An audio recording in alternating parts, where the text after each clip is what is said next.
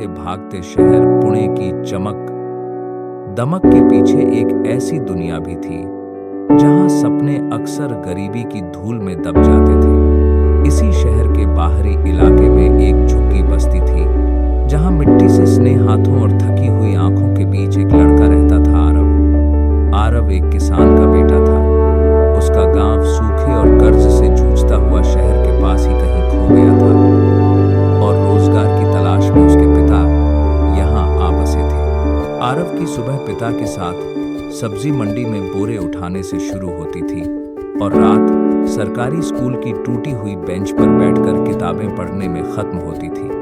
उसके पास महंगे जूते नहीं थे, न ही ट्यूशन या स्मार्टफोन। स्कूल में कई बच्चे उसके फटे बैग और मिट्टी लगे कपड़ों पर हंसते थे। कई बार आरव खुद से पूछता, क्या मैं सच में कुछ बन पाऊंगा? उसकी दुनिया ने उसे बार बार बताया कि वह कम है, गरीब, कमजोर और साधनहीन। एक दिन स्कूल में एक पोस्टर लगा, राष्ट्रीय विज्ञान नवाचार प्रतियोगिता। जीतने वाले को छात्रवृत्ति और शहर के बड़े कॉलेज में पढ़ने का मौका मिलने वाला था। आरव का दिल जोर से धड़क उठा। उसे विज्ञान से प्यार था।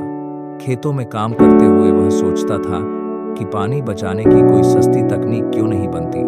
पर उसी पल उसके भीतर एक आवाज आई, ये सब अमीर बच्चों के लिए है, तू क्यों कोशिश कर रहा है? घर लौटकर उसने पोस्टर के बारे में किसी को नहीं बताया। पिता दिन भर की मजदूरी के बाद थके हुए थे। माँ चिंता में डूबी रहती थी। आरव ने सोचा, अगर हार गया तो सब हंसेंगे, बेहतर है सपना ही न देखूं। उसने खुद को कम आंक लिया और यही उसकी सबसे बड़ी लड़ाई थी।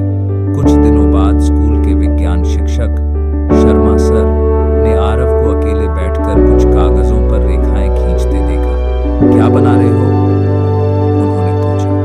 आरव ने झिझकते हुए पानी बचाने की एक सरल प्रणाली का खाका दिखाया, पुरानी बोतलों और पाइप से बनी हुई। शर्मा सर की आंखों में चमक आ गई। तुम जानते हो, सबसे बड़ी समस्या गरीबी नहीं, आत्मविश्वास की कमी होती है, उन्होंने कहा। यही वाक्य आरव के जीवन का मोड़ बन गया। शर्मा सर के प्रोत्साहन से आरव ने प्रतियोगिता में भाग लेने का फैसला किया। उसने कबाड़ से सामान इकट्ठा किया, रात भर जागकर मॉडल बनाया। पिता को जब पता चला तो उन्होंने चुपचाप अपनी बची हुई मजदूरी से कुछ जरूरी सामान ला दिया। यह पहला कदम था डर से बाहर निकलने का। शहर के बड़े स्कूलों के बच्चे लैपटॉप और 3D मॉडल लेकर आए थे।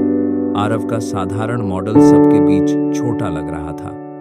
कुछ बच्चों ने तंज कसा, वाह देख, आदो ऊपर देखिया, ये क्या देहाती जुगाड़ है। आरव का आत्मविश्वास डगमगाया, लेकिन उसे शर्मा सर की बात याद आई। उसने जजों को समझाया कि कैसे उसका मॉडल कम लागत में किसानों की मदद कर सकता है। फाइनल राउंड में उसका मॉडल अचानक काम करना बंद कर गया। उसके हाथ कांपने लगे। वही पुराना डर लौट आया। लेकिन उसी क्षण उसने गहरी सांस ली, खुद से कहा, नहीं, मैं कम नहीं हूं। उसने समस्या ठीक की और फिर से प्रस्तुति दी। आरव ने प्रतियोगिता जीत ली। पूरा हॉल तालियों से गूंज उठा। उसे छात्रवृत्ति मिली। मीडिया ने इंटरव्यू लिया। पहली बार किसी ने उसकी गरीबी नहीं, उसकी काबिलियत देखी। आरव ने पढ़ाई जारी रखी और बाद में एक ऐसा स्टार्टअप शुरू किया जो किसानों के लिए सस्ते तकनीकी समाधान बनाता था। उसने अपने पिता को फिर से खेती से जोड़ा, इस बार सम्मान और आत्मनिर्भरता के साथ। निष्कर्ष, आरव की कहानी हमें यही सिखाती है, खुद को कम मत समझो। हालात चाहे जैसे भी हों, अगर इंसान खुद पर विश्वास कर ले तो सबसे साधारण शुरुआत भी असाधारण मंजिल तक पहुंच सकती है।